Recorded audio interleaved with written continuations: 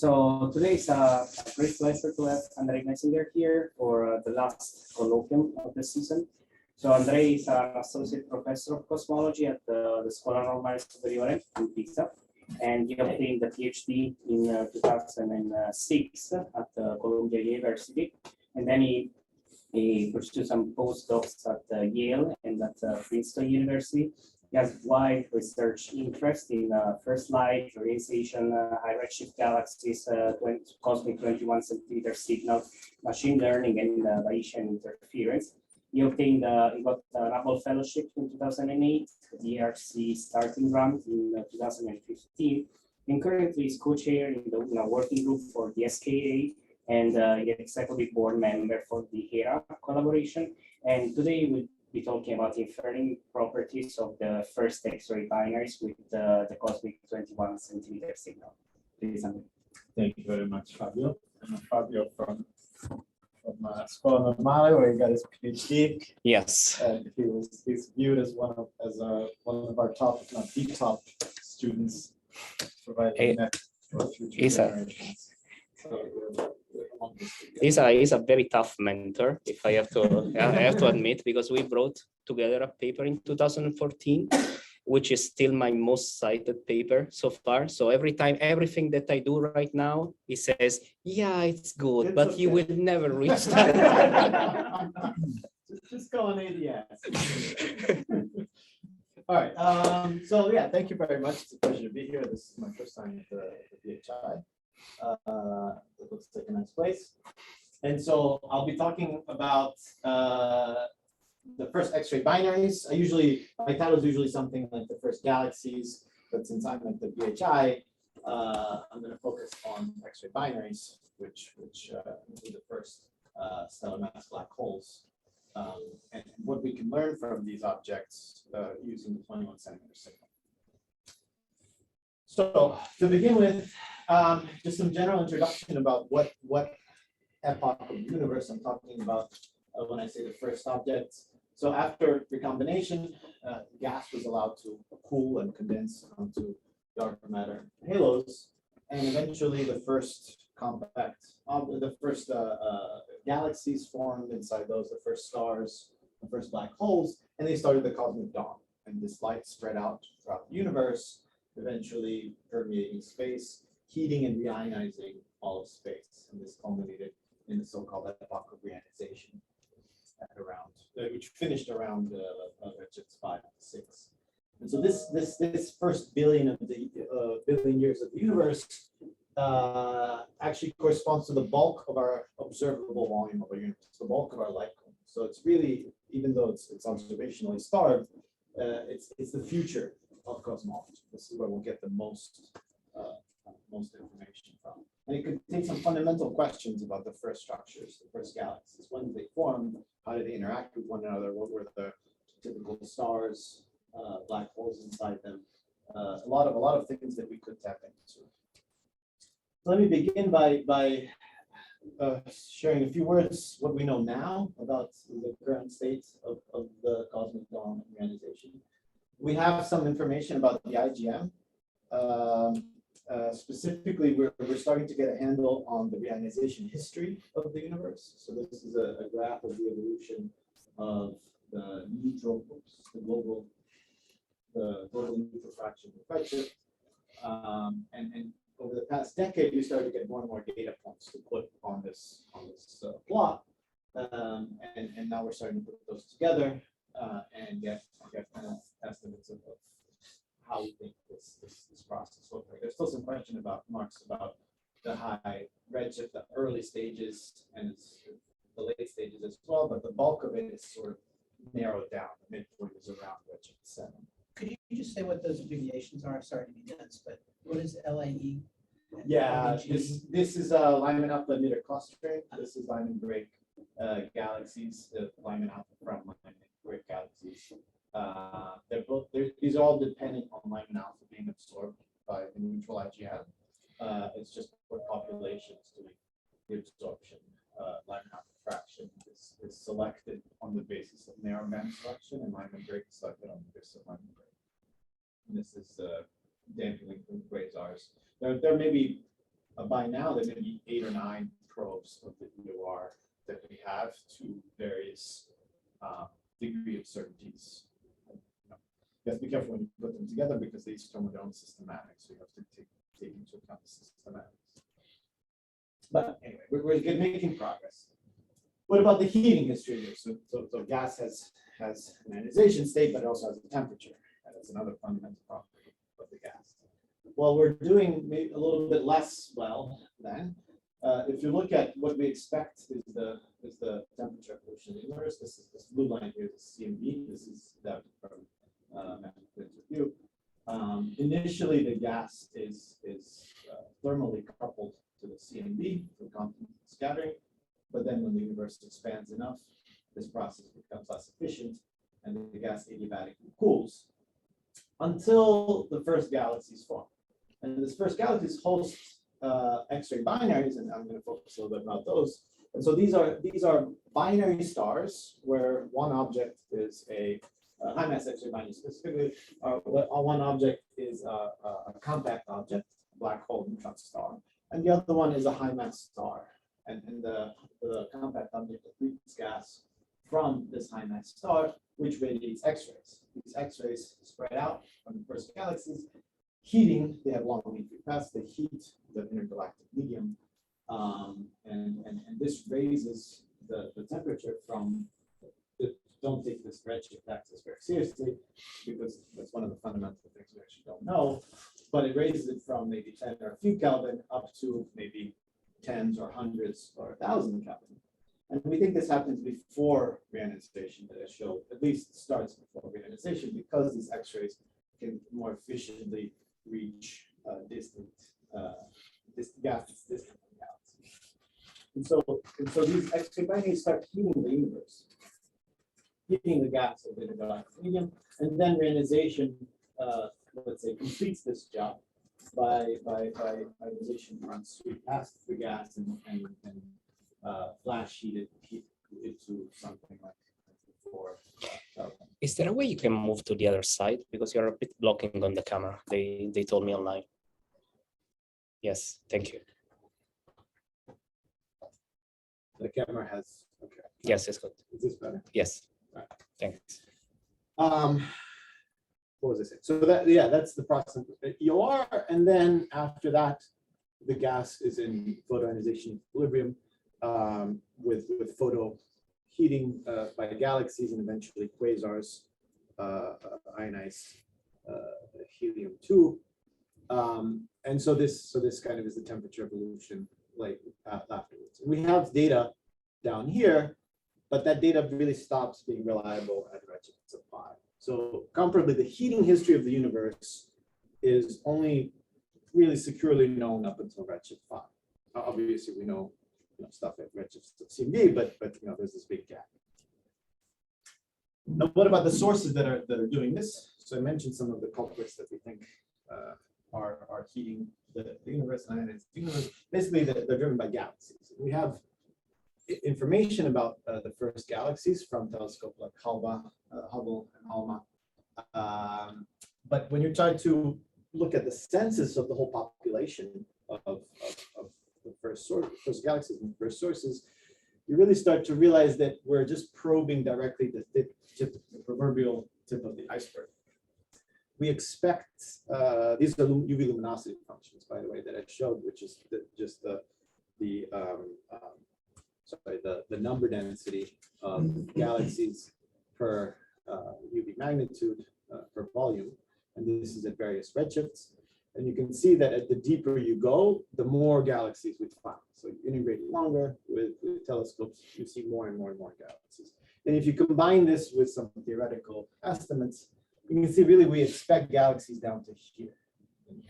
And this slope of this iceberg matches, coincidentally, these UV luminosity functions, except the iceberg picture is in linear scale, whereas this is in log scale, so it's even worse in reality. So we're missing the bulk of the galaxies, and we're not going to really, I mean, JWST is an amazing instrument, but we're not going to get there with JWST either. We're going to get maybe 1 to 2 dex improvement in these UV luminosity functions. We're not going to get down here. Okay. And so what that means is that, you can say that maybe that's similar to trying to infer about the typical human population by looking at people like Bill Gates and Elon Musk. You can get some idea, maybe they have heads and on average, well, no, I can safely say that humans have heads, but on average maybe they have 2 arms and 2 legs, so forth. But you might miss different genders, different races that exist in the bulk population. You might miss professions, what people do. So there's plenty of stuff to find here.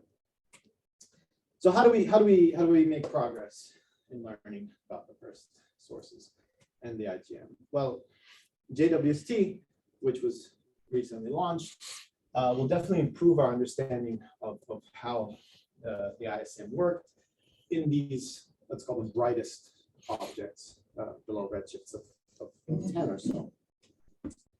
We will continue to nail down the history of reionization and the mean reionization history at redshifts, again, less than 10 or so.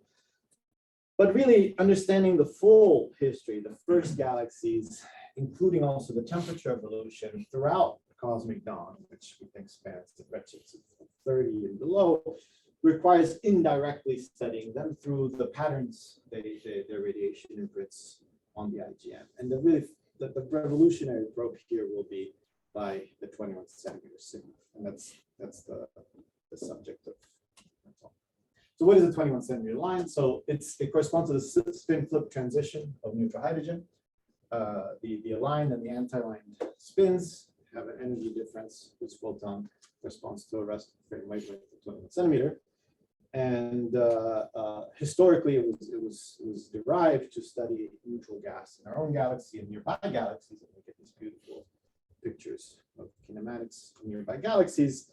But where can you find neutral hydrogen? Cosmically speaking, before reionization, our entire universe was neutral hydrogen. And so the way this works for the cosmic signal is you use a background, which in general cases is the CMB, and the CMB photons, as they redshift towards us, they pass through neutral gas, and you see this neutral gas in contrast against the CMB. So it can be an absorption if the gas is colder, it can be an emission if the gas is hotter, and it's picked up by radio telescopes at redshift 0, such as Hera, which I'll talk about in a minute, and SKA, which will come in the future. So if you write out the kind of the expansion of this, what we expect is the signal to look like. We write it in terms of the brightness, temperature, or a difference in intensity of the gas in the CMB, and it has various terms. It has the ionizing, the neutral fraction, which tells us about reionization and reionization galaxies, and it has temperature, which tells us about the heating sources. These are astrophysical terms, but it also gives us input to cosmology, which is not going to be the focus here, but it's definitely something that is worthwhile, which includes cosmological parameters and the density field, the matter field. So if you plot what we expect the cosmic signal to look like, this is something like a 8-degree 2-dimensional slice through a light cone that spans, I should probably use the pointer since people are online, which spans redshift 5.5 to redshift 23. You can see that there's a beautiful dynamic range in this cosmic signal, and that's because we're sensitive to so many things. So we see a transition from the dark ages before there were galaxies through the cosmic dawn, which corresponds to the birth of the first stars, and then these X-ray binaries that I'll come back to heat the gas, so we see it from going from absorption to emission here, this transition happening, and then finally ionizing sources complete the process of reionization, which then removes H1, which removes the signal. So we have this beautiful dynamic range, and that spans cosmic history all the way to cosmic dawn. So how do we use that to learn about the first galaxies? Well, basically, if you're talking about Re-Ionization, the neutral fraction, you can learn about them using the patterns that I showed in this map. And this is a parameter study by Matt Quinn, where he showed slices to ionizing fields from two different source models. If you have abundant faint galaxies versus just rare bright galaxies, kind of like the galaxies that we only see, then you have very different topologies, even at the same stage of Re-Ionization. You can also probe, as I mentioned, the temperature of the gas, and you can do a similar thing looking at the patterns in the temperature maps. And the temperature tells us about these high mass X-ray binaries. And we expect actually that they dominate the X-ray background above redshifts around 5, 4, 5, 6, something like this. This is a plot from Frago's works, but there's several similar plots that looks at the contribution, the relative contribution of X-ray binaries and AGN. And although at low redshifts, AGN dominate, AGN quickly disappear, and X-ray binaries dominate at higher redshifts. And these binaries, we don't really know their SCDs. And so you can imagine that if you have a hard SCD or a soft SCD, and this is this famous work by the fellow that's sitting here, they imprint different patterns, similarly to what UV photons do. They also have different patterns. A hard SCDs, these X-rays have long mean-free paths, so they wash out temperature structure in the intergalactic medium, whereas soft SCDs that have probably shorter mean-free paths, they have more temperature inhomogeneities. So they keep the gas more homogeneously, and these things we can detect with 21%. And so there's a lot of information here, and there's a huge volume of information as well. This is just a 2D slice. In fact, it's a 3D signal. It has many orders of magnitude more independent modes than the CMB, which is our flagship data set for cosmology. A huge amount of data that's really going to drive a big data revolution in this field, which historically has been fairly data starved. So how do we take advantage of this? With big data comes big responsibility. So ideally what we want to do is we want to just forward model everything. We want to forward model the first billion years essentially. So what does that mean? So let's say we have a mock observation of something like this light cone. This is again 2D slice the light cone. And this is a map. It's like the CMB, but we have frequency going alongside. So many maps. Then we need to characterize this in terms of some summary statistic. That's a whole field, another field of research that I won't have time to go into. The simplest thing is to do a power spectrum, but unlike the CMB, this is non-Gaussian, so it's not necessarily the optimal statistic. So if you cut up this light cone into different frequency bands and compute a power spectrum, which we've done here, then if you calculate noise, which is characteristic of a 1,000-hour observation from Hera, then you can, and some foreground contamination, cut out large-scale nodes, and you have thermal noise down here. So this is unfortunately the mock observations, we don't have it yet, but this is something like an observation I want to forward model. But then we have other observational clues, which we can combine. We have, as I mentioned, as I showed earlier, high redshift galaxy luminosity functions that tell us the abundance of galaxies at different redshifts. These are observations. We have estimates of the timing of the EOR, which one of those is the optical depth from the CMB. And you can combine, you can use other ones as well. You combine this all into self-coherent forward modeling framework. What does that mean? It means you sample some parameters that characterize the astrophysics, cosmology, and systematics, bespoke systematics. And then from those samples, you forward model all of these observations. Yeah. So you haven't mentioned the edges experiment. No. Yeah, I have. Is there a reason why?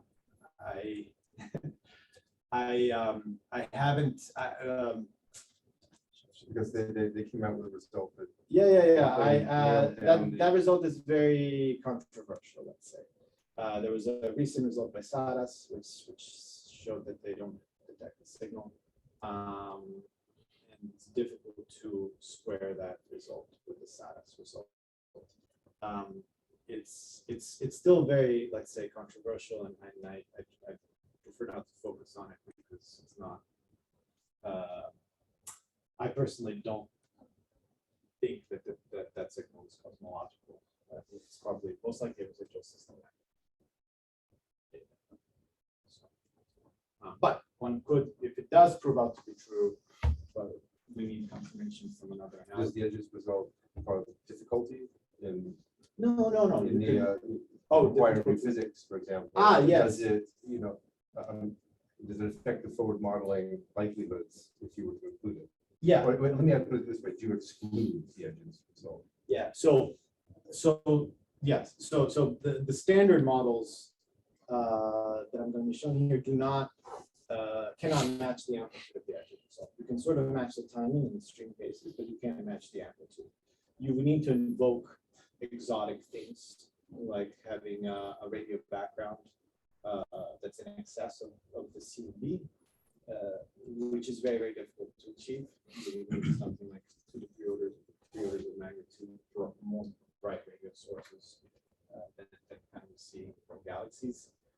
You could have something like charge dark matter models, which can then cool the dark matter, cool the baryons using the dark matter. But you would need kind of more exotic physics that is not in the models that I will be showing. It is in some of the models, but not in the ones I'll be showing. okay. I don't make a big deal of it. I just want to know whether it's consistent with the edges. The framework is consistent because the framework that I'm saying is a general framework. You can choose what you want to put into your model. You can change. You can put in what you want. You can put in millikelvin dark matter models here. You can put in radio backgrounds here, but it's not in the fiducial parameters set that I'm going to be talking about. And the reason why is because the observation is still highly controversial. And like I said, the recent SARAS result, I don't know if you're following this, but there was a recent result that we're using a different instrument in India, and they don't find the edges signal. They exclude the edges signal from their data at very high signal. So if there's some controversy, it's TBD. Let's say. So if it does prove to be significant, then one can adjust the model very straightforwardly and include it in the model. We have done that with timing, but I'm not going to show those results. Okay. I think it's worth saying, by the way, that the global signal is harder to robustly measure than the power spectrum, which is what Andrei was talking about. The global edges may have more systematics than these sort of things. It requires incredible calibration of your antenna. Exactly. Yeah. Exactly. Yeah. No, I'm focusing on the power spectrum because I think it's a more reliable measure. Basically, you can do data checks with the power spectrum because if you look over there, statistically it should be the same as if you look over there, look over there, look over there. Whereas if you do a global signal, you just have the one thing. It's very different. You really need to characterize your systematics well. It's quite challenging. Yes, I'm going to talk about the power spectrum. I'm sorry. I have one. Sure. But so has the power spectrum been measured? I mean, my understanding here is not actually measured. Yeah, I'll show that. Okay. Right now, I'm just talking about the basic concept of forward modeling. So I had this cool movie, which basically shows you allow these parameters to fluctuate. And I'll get to what the parameters mean in a second. And you can see them starting from some random some prior distribution. You can see how the models converge onto a posterior, driven by a combination of these observations. So this is what we want to do. But right now, unfortunately, we have a mock observation up here. So that's the future.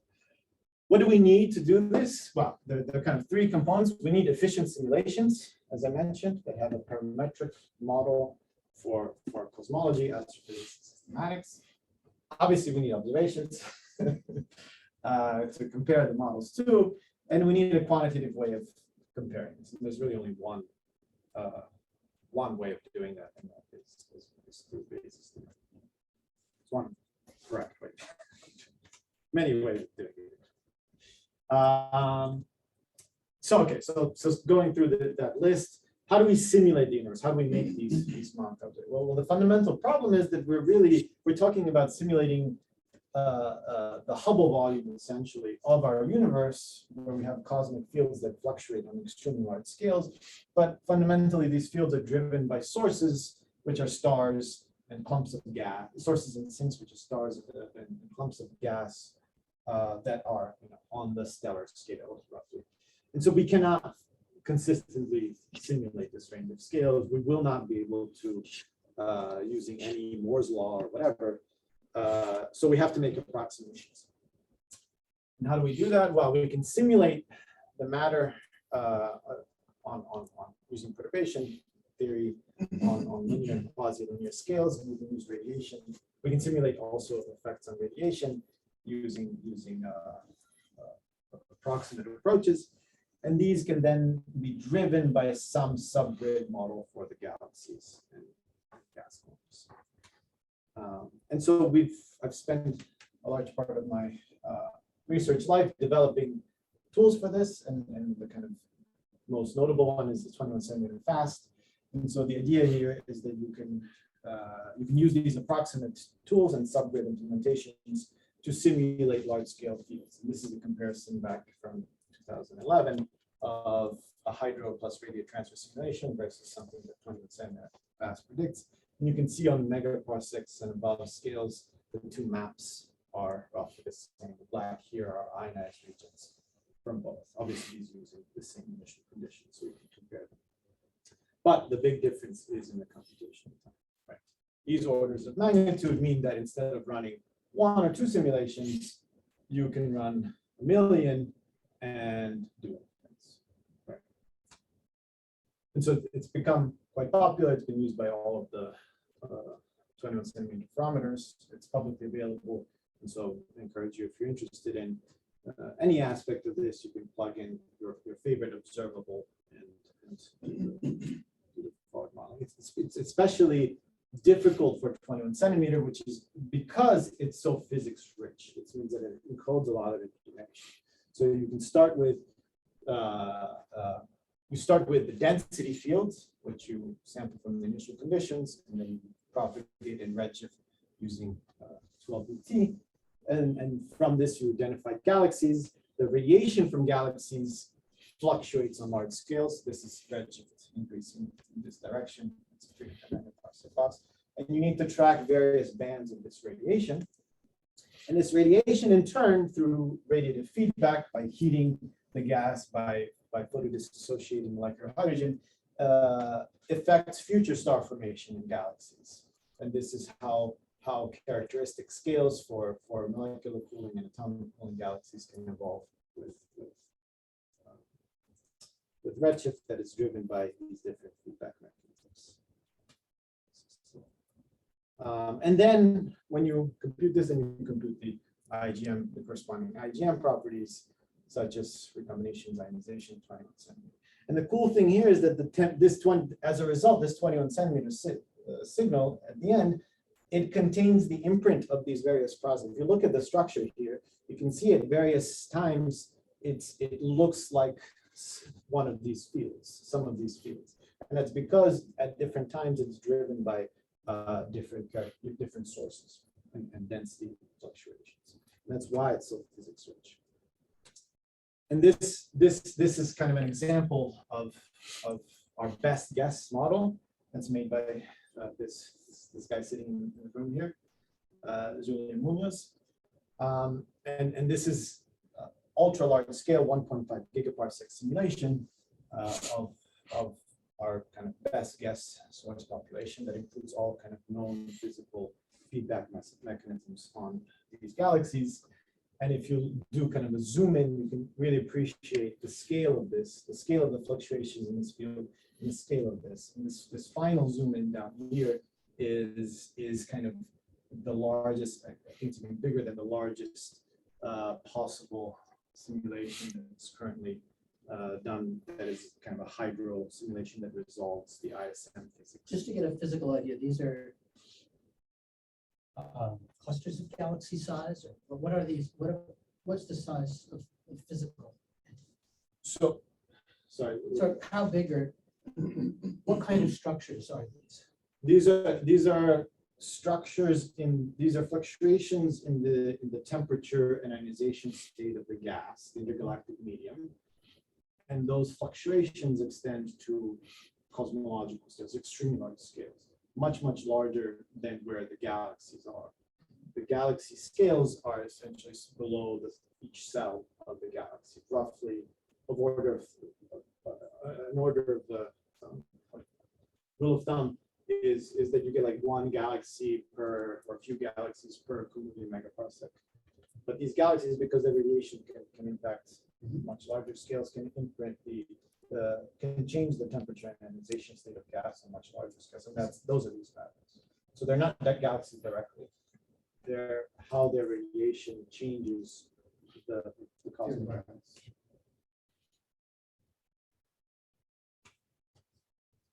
All right, so those are simulations. What parameterization do we do for astrophysics? For cosmology, we have lambda CDM. Most of us are sort of happy with lambda CDM, but you don't have to be. You can go back and you can change your cosmological parameterization. For galaxies, is less obvious. Well, we're kind of aided by the fact that we don't really need to follow the individual history of every galaxy. If you've done simulations of galaxies, it's seemingly difficult. But instead, we can just do kind of population averaging. And the reason is that the signal on the observable scales is driven by generally tens, even hundreds of galaxies. And so you can kind of average over the different stages of each galaxy in their evolution and look and use scaling relations. This is an example from a simulated signal that includes thermal noise and foreground excision. And you can see fluctuations here are preserved on scales of 10 megaparsecs, a few megaparsecs and above. So when you average things, when you average populations, you get power loss. That's just it's essentially math, because things are you have normal distributions in log space, then you average them and you get power loss. And so we have this, let's say, flexible, straightforward, roughly empirical model for our astrophysics, where we put in a power law for the stellar to halo mass relation that has some normalizations and power law index, some characteristic time for star formation. The ionizing escape fraction, again, is also allowed to be a power law, and some characteristic small scale turnover that is driven by inefficient gas cooling in small collapsed dark matter structures. And so this 6-parameter model, something like these power law scalings are what you also get from numerical simulations that follow individual galaxies self-consistently. These are luminosity functions from hydro simulations. These are some semi-analytical models here and here. These are observations. And these faint galaxies that we're after, they invariably follow these power law relations for things like the stellar to halo mass. But we also need to characterize the heating history, the heating sources, and these are these X-ray binaries. And so we have a few parameters characterizing the SCE of X-ray binaries that include something like the ISM absorption at faint energies, and some power law for brighter energies, and the overall amplitude for the X-ray luminosity.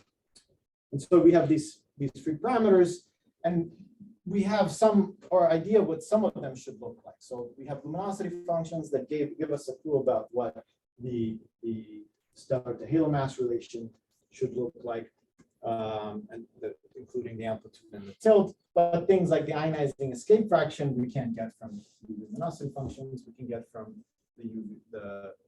some of the Re-Ionization probes, and the X-ray history we currently do not constrain at all.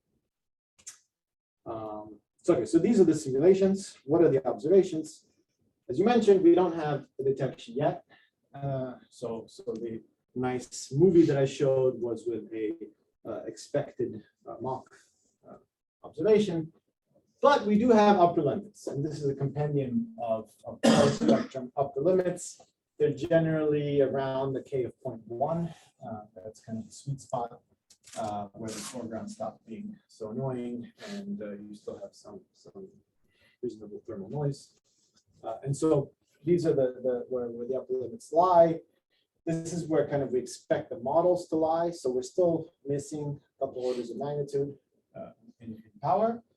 But we have these new points down here, and those are driven by this instrument, HERA, the hydrogen epoch of Re-Ionization arrays. And so this is a real satellite photo. It's not a mock simulated telescope. This telescope exists. It's taking data in South Africa, and the first data release happened last year. And this was done by observing 3 fields that are shown here, and it only included 10% of the antennas, and it was just a 2.5-week observation, the first commissioning results. And these are the points from these different fields, 1, 2, and 3, and 2 different bands. The bands correspond to redshift of 10 and 8.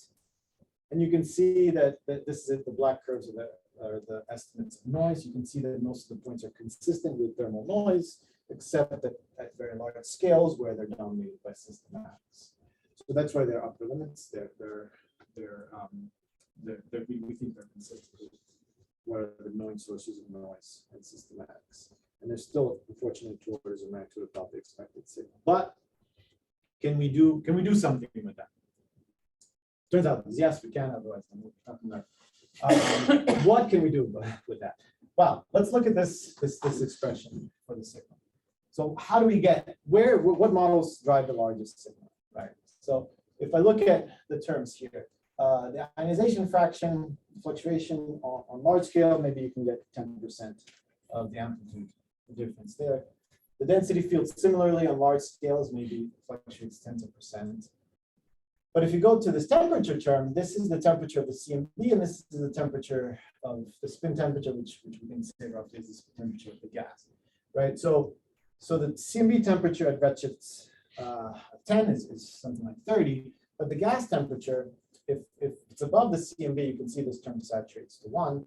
But if it's below the CMB, through this adiabatic cooling, we can get values of something like 2 Kelvin, which means that through this term, we can get a boost of a factor of 10 to 20. And that's a large boost, right? So if this value, if this T is lower than if it's adiabatically cold, then we can get a large boost that term. So the models that exceed this power require a cold IGM. We need this density contrast. Once we have this, sorry, we need this dynamic range. It also changes sign. Yeah, but you don't get the sign from the power spectrum. The DC mode is not actually. But this dynamic range is sourced by only the small scale. Sorry, only the absorption signal. So we to get high amplitudes, we need the gas to be cold, but we also need spatial fluctuations, because if we just have uniformly cold, we have power spectrum on 0, because power spectrum measures fluctuations. So what causes fluctuations? Well, the other terms can also cause fluctuations. Ionization fraction definitely, because of the patch EOR.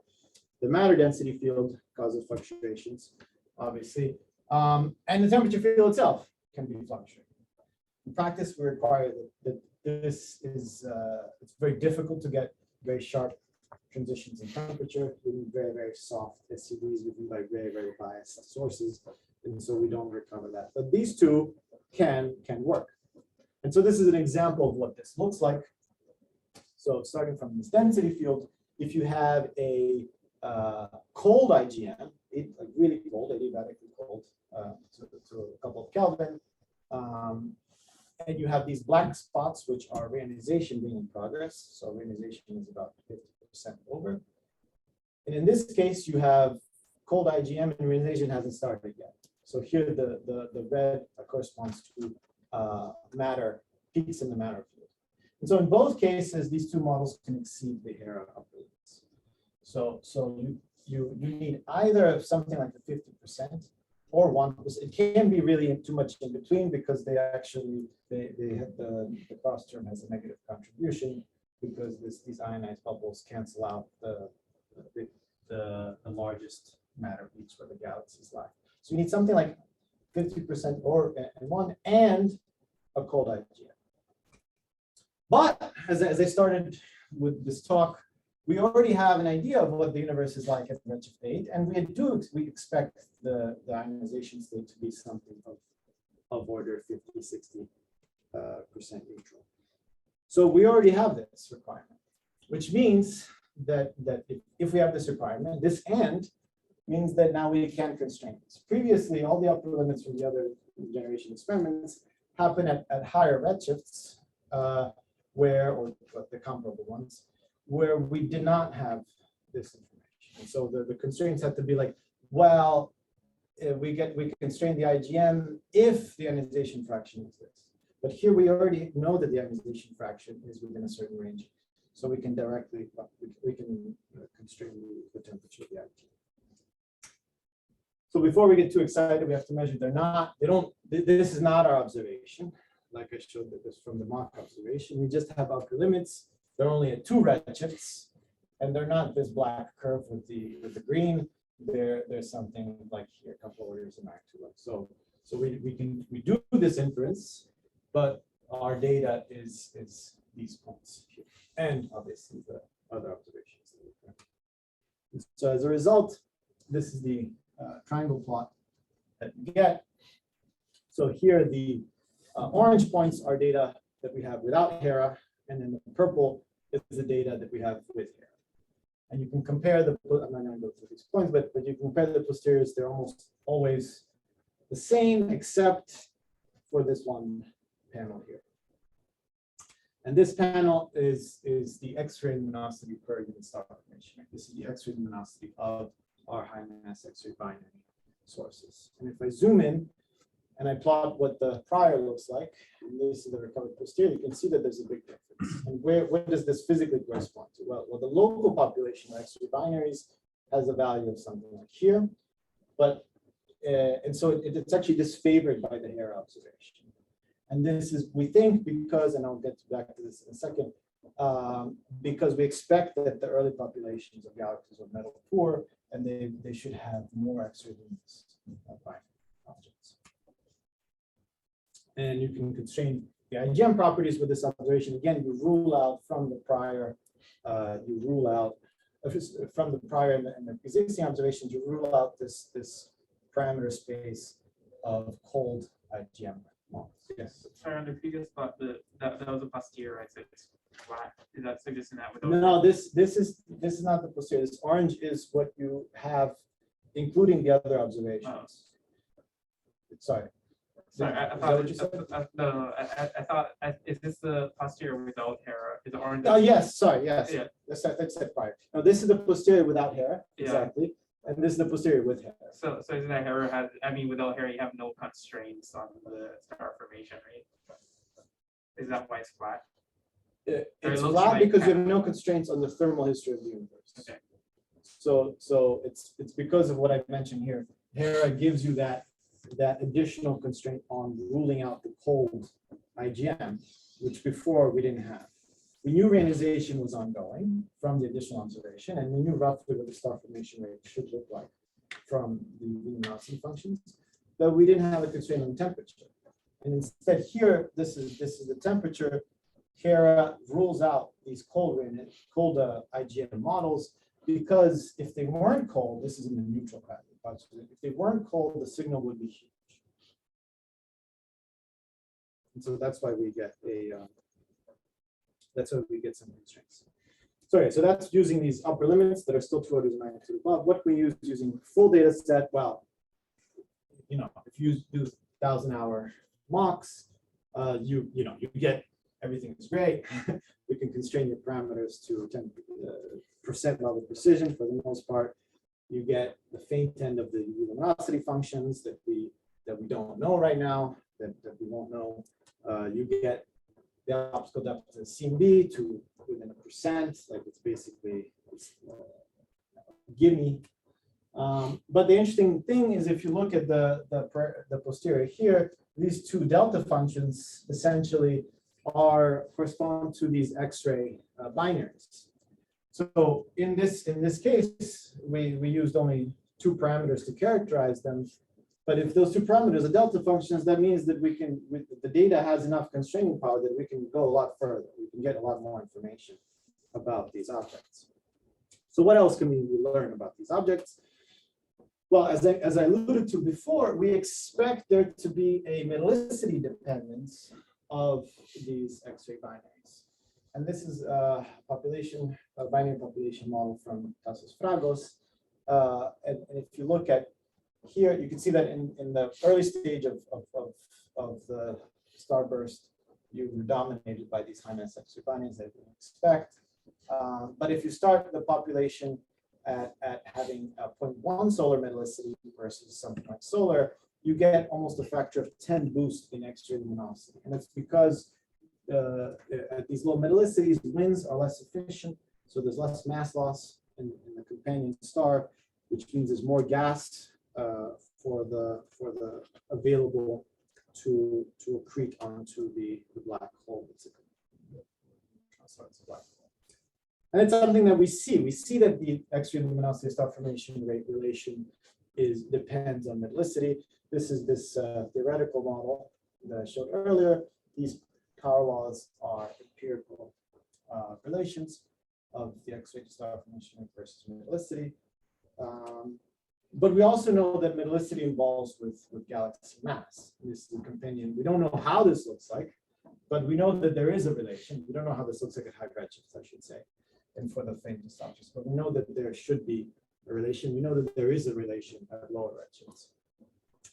And because the earliest galaxies were the smallest galaxies, they have the lowest metallicities. And here we expect them to have higher luminosity X-ray binaries per unit star formation rate. If you simulate what does the X-ray background PDF look like as a function of metallicity, you get at these relevant redshifts that you're really dominated by galaxies with metallicities of 10 to the minus 3 to 10 to the minus 2. Which means that, like, if you look at these X-ray luminosity to metallicity relations for X-ray binaries, we're in this regime here, where there's no data. We're way off the kind of chart. Here both of the models that I show here, this is a theoretical model, this is an empirical scaling relation. They go through the data points, that's great. But here they start diverging quite considerably, right? We have no idea. So we know neither what the X-ray to star formation rate metallicity relation for X-ray binaries is, nor what is the mass metallicity relation in these high redshift low metallicity regimes. And this would tell us essentially what kind of black holes, what kind of stars formed in the first galaxies, how efficient was accretion, how rapidly were they polluted. A lot of very interesting questions. And so we don't know. And the obvious thing is like, well, there's all this data coming up. Can we infer them from the data? And so the answer is simply TBD. We launched a huge inference run. This is just for last week, so the posterior hasn't converged, but it looks quite promising. From the inputted mass metallicity relations and the inputted LXRF SFRs are being recovered, even though the posterior definitely hasn't converged here. So that's something to be able to look at. So let me conclude. I motivated this forward modeling framework using 2170 fast and the associated sampler 21C. And it's a data-driven Bayesian framework. It's the only one that can do on-the-fly forward modeling of 3D live cones and sample hundreds of thousands of them because of how it's structured. And the properties of the unseen first generations of galaxies are encoded in the 21 centimeter signal because their radiation modulates the gas properties on large scales. And we will have great results, but we already, even with the upper limits that are 2 orders of magnitude above where we think the data looks like, where we think the models should lie, we already know something about the heating history of the IGN, because we combine it with EOR observations, and specifically that implies that the X-ray binaries that were responsible for this heating were more luminous than we see in local objects. And this is essentially a probe of what the first X-ray binaries that that's redshift to 10 look like. So we have a data point up there. And then with future observations, we'll learn a lot more, which includes the X-ray star formation, X-ray star formation metallicity relations, and the mass metallicity relations of the X-ray binaries and their host galaxies. And the other thing that I should highlight in this talk, I only really did one model, but because this framework is fully Bayesian, as I mentioned before, you can put in other models as you want, and you can use the Bayesian evidence to do model selection. You can see what model does the data itself prefer. Priors, use the evidence to do model selection and model average. So that's it.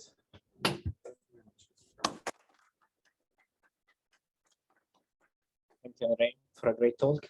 Questions? Dom. Yeah, sure. Nice talk. I like hearing a lot of focus on the modeling here. So I very unfamiliar with this field, so apologies if my questions come in as naive.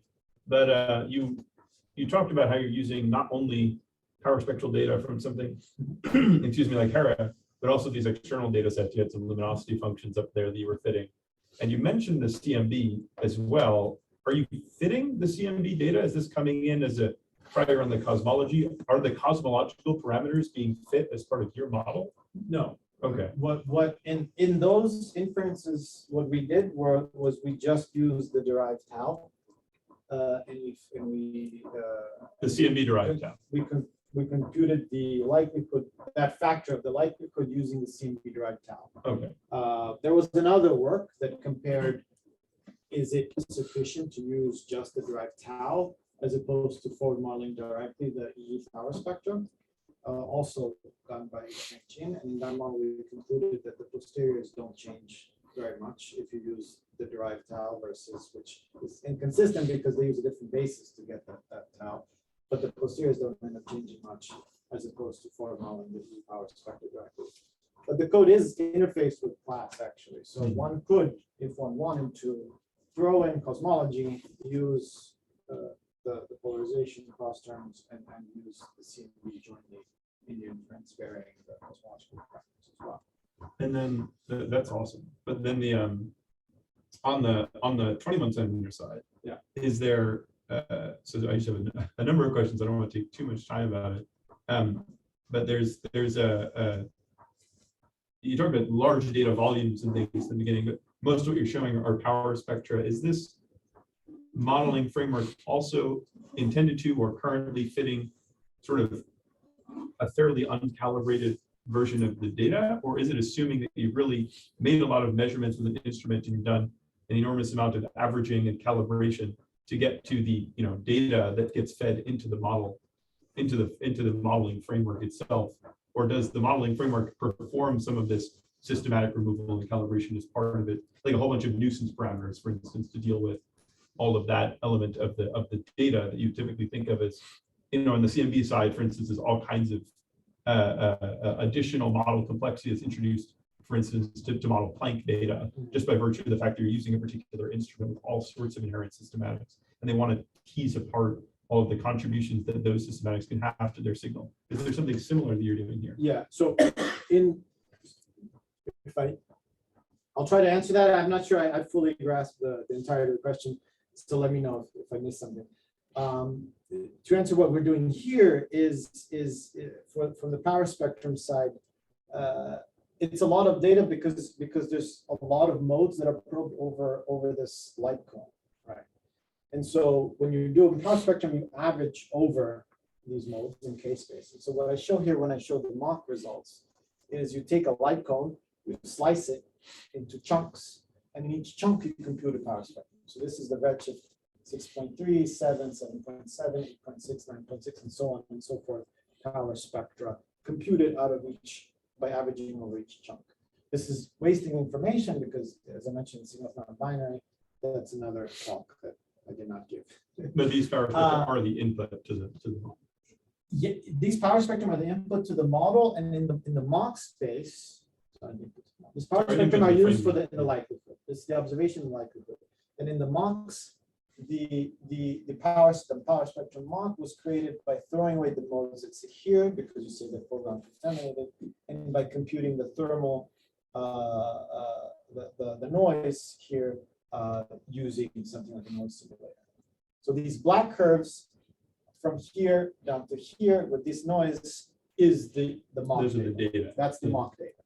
So now you can say very justly that like there are systematics there that are not captured just by throwing away this data. You could do even better by capturing some more systematic.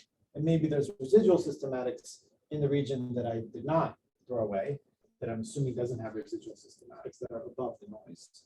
And that's something we are working on at the moment. Because it's fully Bayesian, you can throw in hyperparameters, and you can. And what we're doing now, and a postdoc working with me, Bella Nasirudin, who is characterizing using simulations of beam modeling errors and characterizing those PCA, which you can then include the residual systematics jointly in the inference as hyperparameters. Mhm. And then just to close out here, given all of that, your likelihood evaluation, you really pointed out this nice thing. You generated this forward modeling framework for simulating the signal that is now much faster than doing sort of numerical, hydro plus radio transfer type of simulation. Is that still, though, the limiting factor in your likelihood evaluation, or is it the comparison of the model against the data, given the large data volume? No, it's the forward model. It's still the forward model. Yeah, exactly. Because the likelihood is in these cases are powers, they're Gaussian likelihoods, they're not difficult to compute. So the data volume is not yet the limiting component of your likelihood evaluation. Well, that's the subtle question is because we choose how we want, we choose what is our summary statistic for which we compute the likelihood. If you had chosen a different summary statistic that involved lots of, here we also ignore covariances, although it's not, we're doing a covariance simulator as well in an upcoming work. But if you included highly nonlinear things and more complicated likelihoods, then I could imagine that being the case. But in this case, because this actual simulation, it's a non-Gaussian nonlinear field that's tracking the history of the universe for that's definitely the largest computation. Thanks. That's very good. I had a simple question. Just curious about animation at the beginning. Was that from the FAST, the 21 centimeter FAST? Is that the pull from the posterior? The animation that you have like on your introductory slide? The title slide, Yeah, the title. that was pulled from one 20 faster. Thank you. I commissioned somebody to make a ray tracing thing to make that movie, but it hasn't been used too much. But yeah, thank you. Yeah, that's from one realization. So you mentioned nonlinear structure a couple of times. Do you think anything's left on the table by using the power spectrum here in terms of fitting any kinds of nonlinear structure in the signal?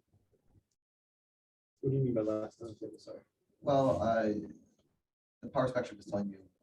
Okay. You're saying but there might be how detailed much do I structure that expect is from informative.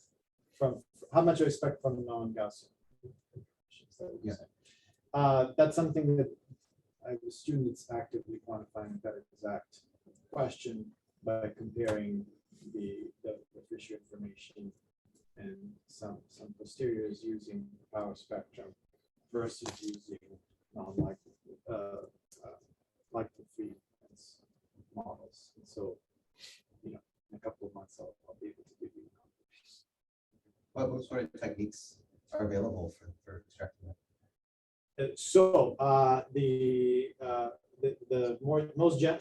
What's been done before in this field is mostly to kind of pick an ad hoc one like a bispectrum or something and then do a posterior.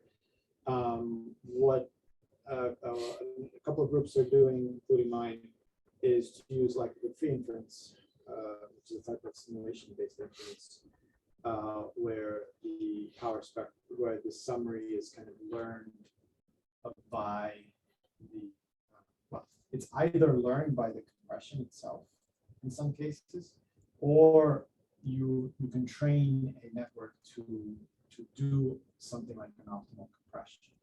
So there are these network information maximizing networks that are trained to maximize the Fisher information around some fiducial, and then that gives you a basis that that gives you a compression that is then that can be used for likelihood free inference, because you don't know how to analytically write down a likelihood for this compression.